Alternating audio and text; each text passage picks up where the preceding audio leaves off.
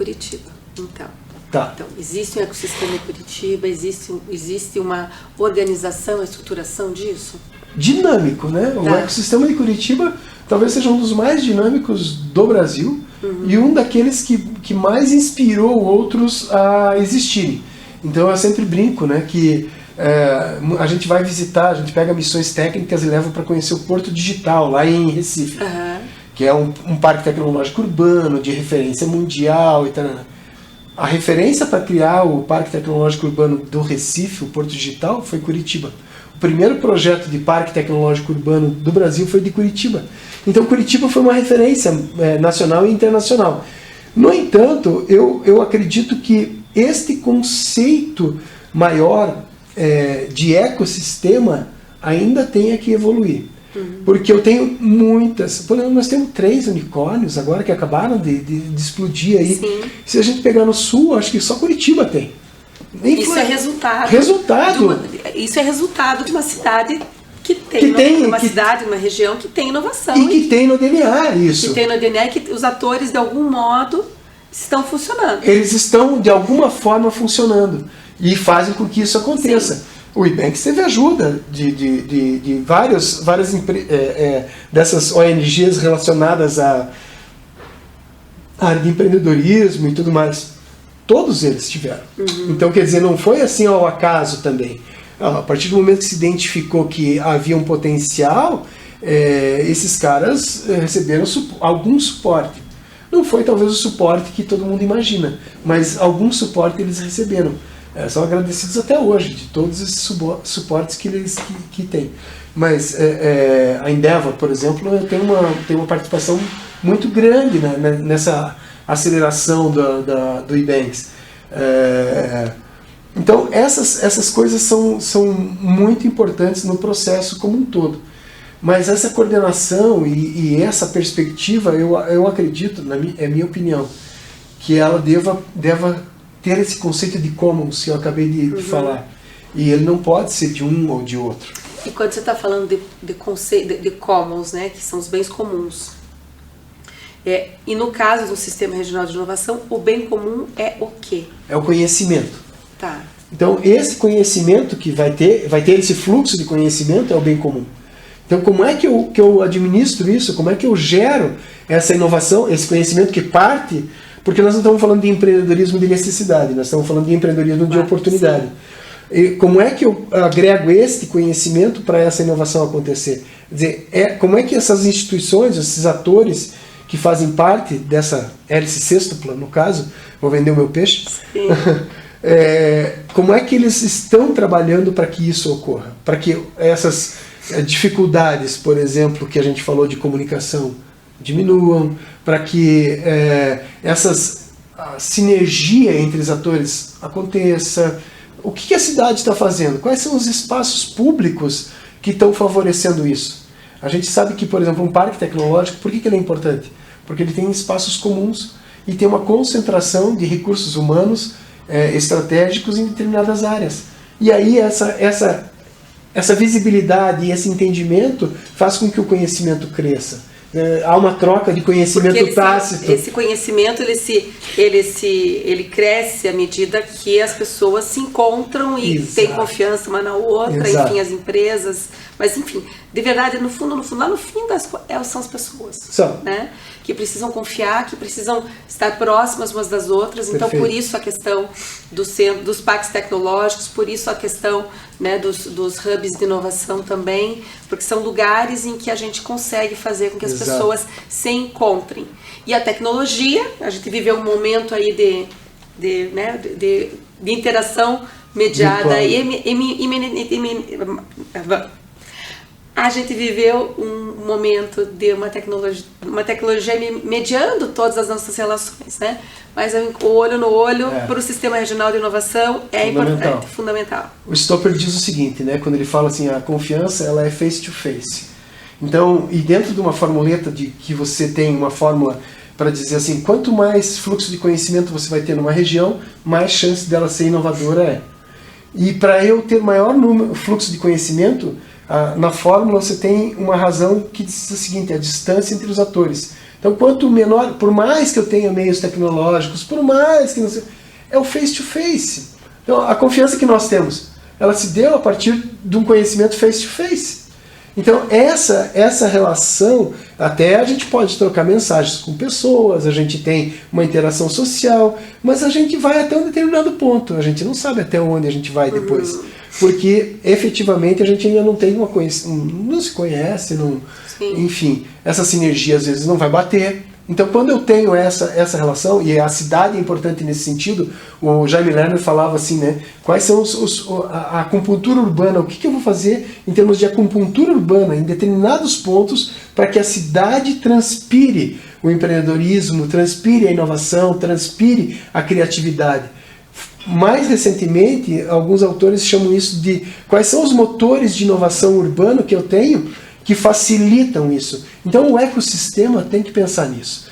Quando, por exemplo, eu não tenho conexão, ou tenho uma conexão muito frágil entre o sistema educacional fundamental, médio, com o universitário, o resultado vai ser simples. Eu vou chegar na universidade ou na faculdade, não sei o quê, essa pessoa está muito deslocada de todo o processo de criatividade e empreendedorismo que ele já poderia estar vindo desde baixo. Quer dizer, a mesma coisa acontece com o STEAM. Quer dizer, se eu promovo as questões relacionadas às ciências, às tecnologias, à matemática, às artes e tal, lá desde o ensino fundamental, quando essa pessoa chegar numa faculdade, a visão criativa dela, ou a crítica dela vai ser muito maior.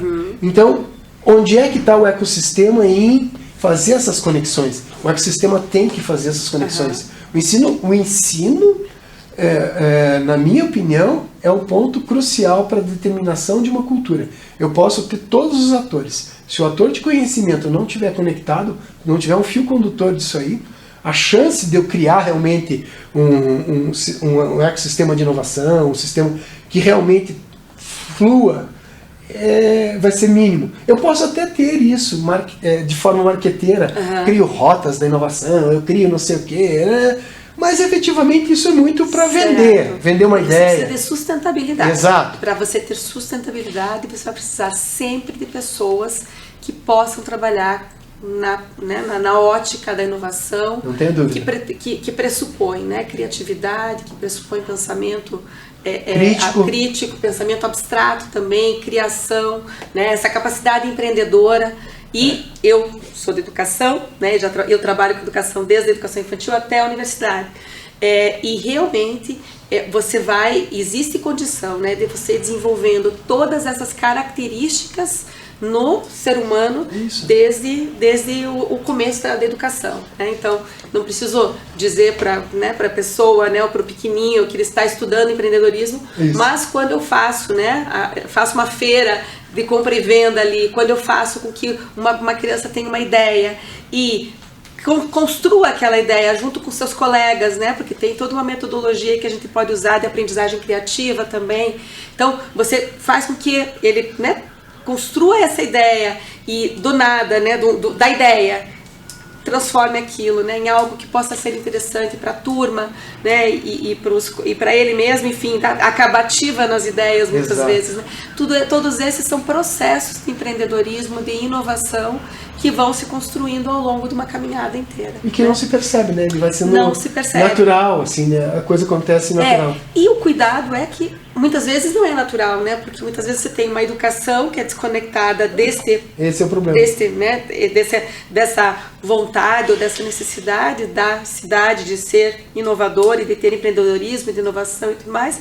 E aí você tem uma desconexão aqui. E das próprias universidades também, Labiak. Sem dúvida. Quando eu falo universidade, melhora os atores do conhecimento. Porque realmente, o conhecimento com o qual o Sistema Regional de Inovação se alimenta, é um conhecimento que vem de inúmeras formas. Ele vai vir do conhecimento que não vem, não é recebido ou construído dentro da cidade, dentro da escola, de qualquer um dos níveis, mas ele também é de vários níveis, né? Então, é do curso técnico, sim, né? Muito. É de um curso de qualificação rápida, é de um curso da universidade, de um curso de uma faculdade isolada também, né? Que não tem pesquisa no seu portfólio, né? Então, absolutamente essencial a gente poder pensar que esse desenvolvimento, né? Desenvolvimento do capital humano, né? Difícil pensar humano como capital, né? Mas se você pensar, é um valor, humano, né? As pessoas e o conhecimento, as suas capacidades são um valor inestimável para fazer a inovação acontecer numa cidade.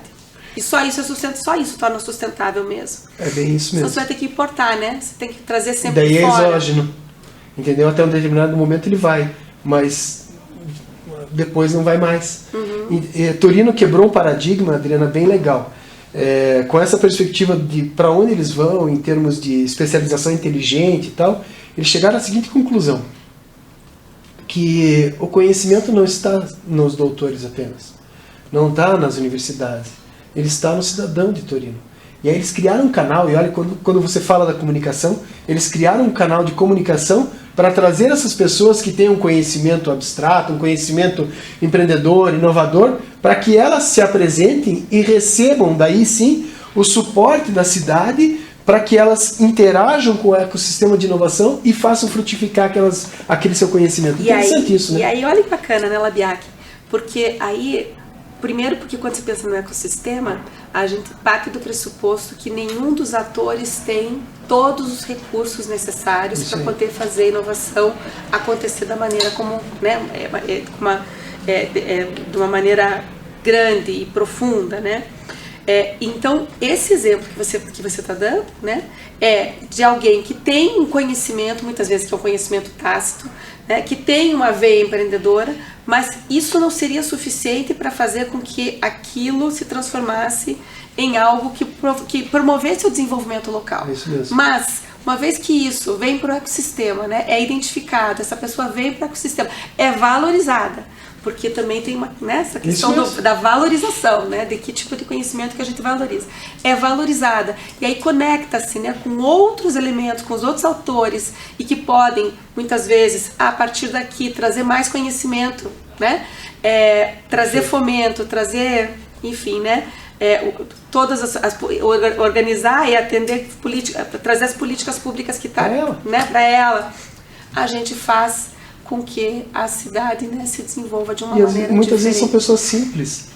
E você tocou num ponto que é a valorização. As pessoas precisam ser valorizadas. Então, e a cidade é feita de pessoas. Então, quando eu falo de uma cidade inteligente, eu tenho que falar de inteligente para quem? Para as pessoas. Porque se essa cidade não é inteligente para as pessoas, não serviu para nada. Ela serviu para criar mais um estigma. Olha, a cidade não sei... Então, por isso que, às vezes, a gente compreende que pequenas políticas públicas, às vezes, e que podem ser feitas pelo ecossistema, e daí o ator governo vai apenas fazer com que essa política apareça, mas ela foi co-criada junto com o ecossistema, né, porque alguém vai ter que colocar lá na ponta para fazer funcionar. Quem tem o ator público, o ator de governo. Né? Quem tem aquele papel. Esse é o papel do ator de governo, quer dizer, transformar aquela necessidade que o ecossistema entendeu numa política pública. Então, aí vem o papel desses caras. Ótimo! Não precisa mais muito do que isso, porque a cidade ela vai se moldando e ela vai, a partir do momento que o ecossistema se compreende como um todo. E por isso que a palavra ecossistema, até eu brincava com um aluno, eu falava assim, às vezes a gente não tem nem eco nem sistema. Então, porque no ecossistema as coisas possuem ligações visíveis e invisíveis. E às vezes a gente tem num sistema que está todo quebrado, ele não tem essas ligações. Então, os elementos que estão teoricamente nesse sistema, eles não possuem ligações. E se eles não têm ligações, consequentemente não é nem o sistema e nem o ecossistema. Então, essas ligações são fundamentais no processo. E é feito de pessoas, de gente. Não adianta a gente, eu crio uma infraestrutura fantástica. É óbvio que uma infraestrutura fantástica ajuda muito. Mas se eu não tiver as pessoas, os ativos de conhecimento, e eles têm que estar mapeados de várias formas, não vai acontecer. Não vai acontecer. Por isso que eu acho que o Horner, quando ele, com esse Nobel de Economia que ele ganhou em 2018, se não me engano, deixa muito claro isso. Quer dizer, os recursos humanos endógenos é que vão fazer a diferença no território. Quer dizer, se eu não tiver recursos humanos naquele território, não vai ter inovação. Então, o movimento endógeno ele é fundamental nesse processo. Eu gosto muito disso. Bom, a gente está falando do Sistema Regional de Inovação de Curitiba, mas você falou do número nela no começo, que agora me veio assim. E uma cidade pequena? Ou, como é que faz? Né? Porque se não junta 1 milhão de pessoas para fazer inovação, faz então, como, Labiak? Isso é um complicador bem grande. Então, assim, não é um autor que diz que a densidade... E são várias pesquisas, são pesquisas de cauda longa, então, assim, de 10 anos de duração, mostrando que em cidades muito pequenas, isso é muito complexo de existir, em cidades medianas menos, em cidades grandes, 1 milhão, 2 milhões, 3 milhões, até 4, 5 milhões, ainda há possibilidade. Acima disso também fica difícil, porque aí eu tenho vários micro-organismos dentro da cidade, e aí a inovação começa a não ser tão fácil, porque eu tenho vários ecossistemas dentro do próprio ecossistema.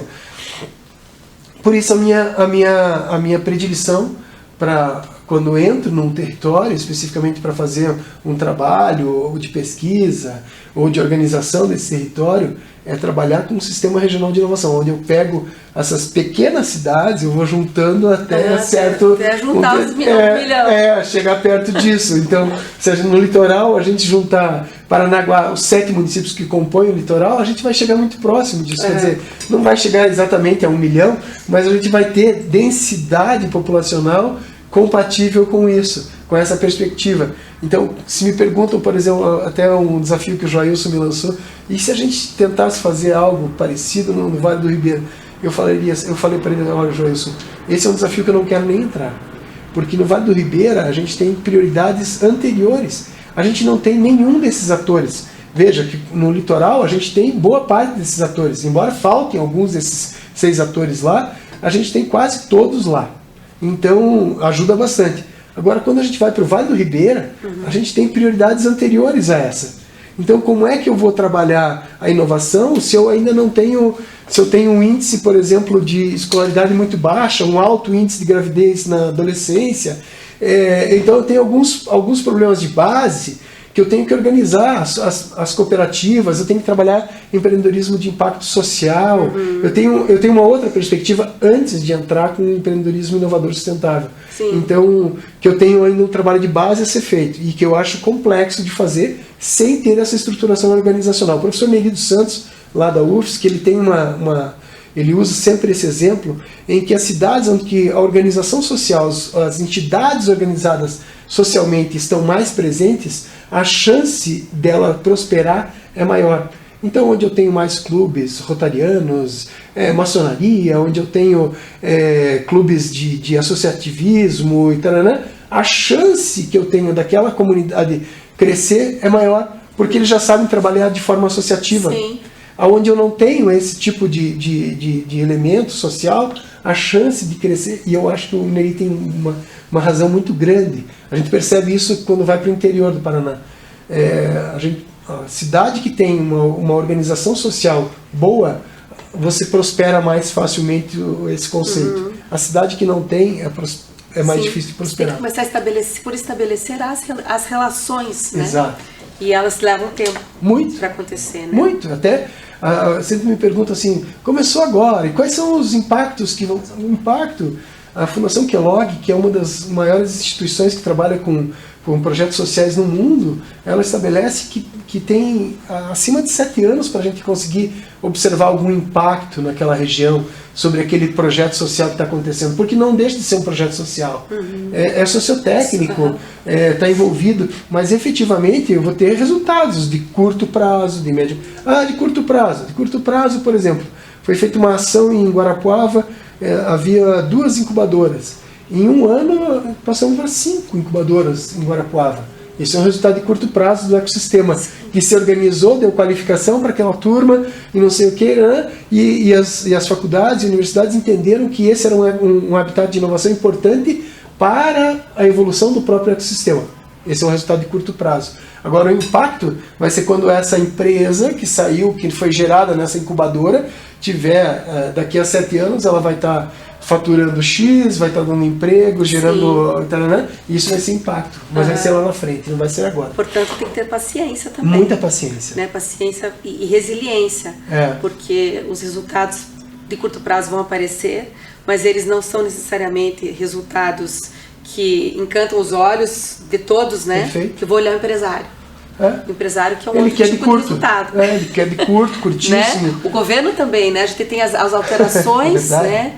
De poder, muitas vezes, né? dentro do próprio governo. E isso deve trazer algum impacto. Sem dúvida. Sem dúvida. Principalmente essas alternâncias, né? E aí a gente considera que isso é um impacto positivo quando o projeto perpassa governos. Então, no sudoeste do Paraná, o Sistema Regional de Inovação existe desde... O conceito foi estabelecido em 2005, 2006. A gente lançou o projeto especificamente em 2007. Então, tem mais de 13 anos, né?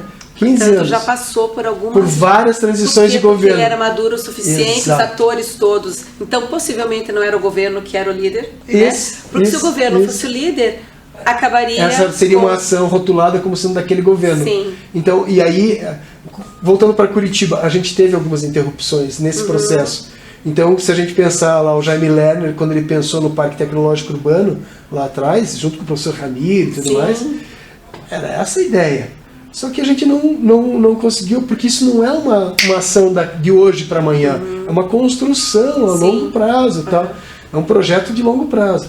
E o jogo, Adriana, eu gosto de... Todo mundo pergunta assim, mas que jogo que representa? Normalmente as pessoas falam assim, esse é um quebra-cabeça em que eu encaixo um ator aqui, outro ator ali. Eu penso que a metáfora não é um jogo de quebra-cabeças. A metáfora é um jogo que é o xadrez. Porque eu tenho vários atores com as suas respectivas posicionamentos, uns se deslocam de um jeito, e o jogo vai mudando conforme a resposta do outro lado. Então é um jogo sistêmico, ele não é um jogo estático. Ele vai mudando conforme isso que você acabou de dizer. Trocou o governo, e agora? O que vai acontecer? Então como é que esse ecossistema estava organizado para manter aquilo, colocar propostas, né? Porque o ecossistema faz propostas para todos os candidatos.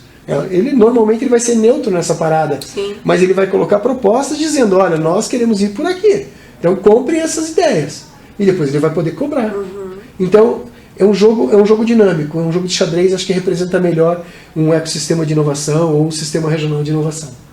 Labiak, você trouxe para a gente um conceito, como você disse, né? É um conceito que ele traz uma mudança, né? Ou traz uma nova perspectiva sobre um olhar de desenvolvimento regional, e é uma perspectiva muito interessante porque faz muito sentido quando você diz, né, do malhar, né, assim, olha, tô vendendo meu peixe, seu peixe já está comprado, né, e faz tempo aqui, porque realmente, né, a gente precisa de um conjunto de atores, né, para fazer o desenvolvimento local e regional. Então eu gostaria de agradecer imensamente pela tua disponibilidade de conversar conosco, de apresentar suas ideias, e uma riqueza, né? Você senta aqui e fala, né? Assim, os conhecimentos vão vindo. É um professor e pesquisador realmente de grande categoria.